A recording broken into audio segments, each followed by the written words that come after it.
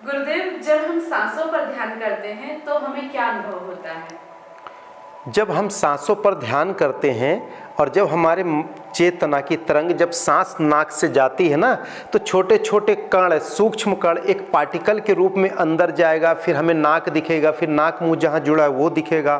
फिर उसके बाद हृदय में, फेफड़े में, फिर वो श्वसन नली से अंदर के किडनी, लीवर, जहाँ जहाँ श्वास जाना है फिर वापस आती है ना, तो हृदय के बीच में छोटे छोटे सेल्स मिलते हैं। उस सेल में जब टकराता है सांस के कण, पार्टिकल्स, तो गुदगुदी होती है अंदर। और आज सुबह हम जब लोगों को ध्यान करा रहे थे तो इसका हमने प्रत्यक्ष अनुभव किया।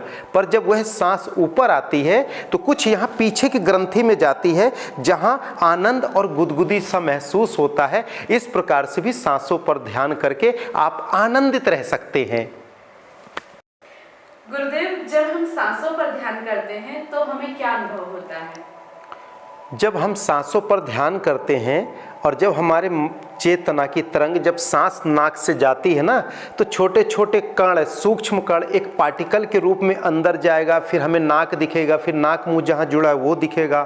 फिर उसके बाद हृदय में, फेफड़े में, फिर वो श्वसन नली से अंदर के किडनी, लीवर, जहाँ जहाँ श्वास जाना है फिर वापस आती है ना, तो हृदय के बीच में छोटे छोटे सेल्स मिलते हैं। उस सेल में जब टकराता है सांस के कण, पार्टिकल्स, तो गुदगुदी होती है अंदर। और आज सुबह हम जब लोगों को ध्यान करा रहे थे तो इसका हमने प्रत्यक्ष अनुभव किया।